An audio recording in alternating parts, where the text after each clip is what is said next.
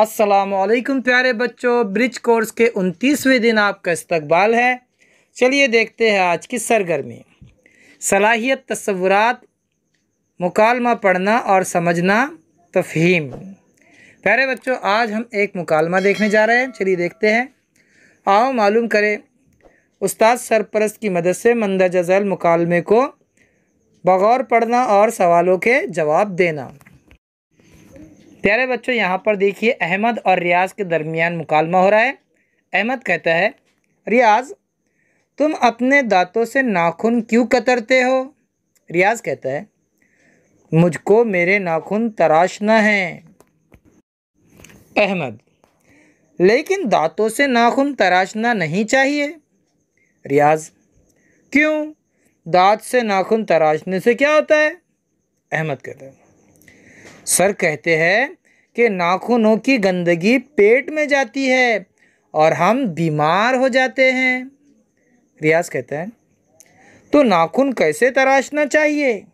अहमद, अरे नाखून तराशा इस्तेमाल करना चाहिए। रियाज, मुझे नाखून तराशा इस्तेमाल करना नहीं आता, उंगली कट जाने का डर लगता है। अहमद, अम्मी, अब्बा या अपने घर के बड़ों से नाखून तरशवाने चाहिए।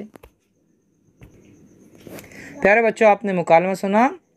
इस मुकालमे को आपको रवानी से पढ़ना है, ठीक है ना? आगे देखिए। आओ मशकरे, सवालों के जवाब एक जुमले में दीजिए। पहला सवाल है, रियाज नाखून कैसे कतरता था? दूसरा सवाल, रियाज को किस बात का डर था? तीसरा सवाल, तुम्हारे नाखून बढ़ जाए तो तुम क्या करोगे? और चौथा सवाल, ये मुकालमा किसके दरमियान हुआ? आगे देखिए।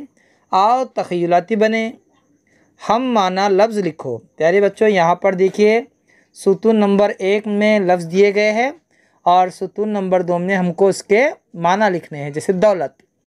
वैसे प्यारे बच्चों, जमात शहरुम की सतह से थोड़ा मियार ऊंचा करके यहाँ पर मशक़ें दी जा रही है, इसलिए हम आपको इसके जवाबात बता देते हैं। देखिए, दौलत को ज़र भी कहते हैं और माल भी कहते हैं, तो आप ज़र भी लिख सकते हैं, माल भी लिख सकते हैं। हम लिखते हैं यहाँ पर ज़र। दोस्त के माना होते हैं रफ़ीक, हमने लिखा रफ़ीक। जल्दी यानी फ़ौरन। आवाज़ को निदा भी कहते हैं, सदा भी कहते हैं, हमने लिखा यहाँ पर निदा। आसमान को फलक भी कहते हैं, समा भी कहते हैं, हमने यहाँ पर लिखा फलक। ठीक है प्यारे बच्चों, हम फिर मिलेंगे अगली वीडियो के साथ। तब तक के लिए अल्लाह हाफिज़। अस्सलाम वालेकुम।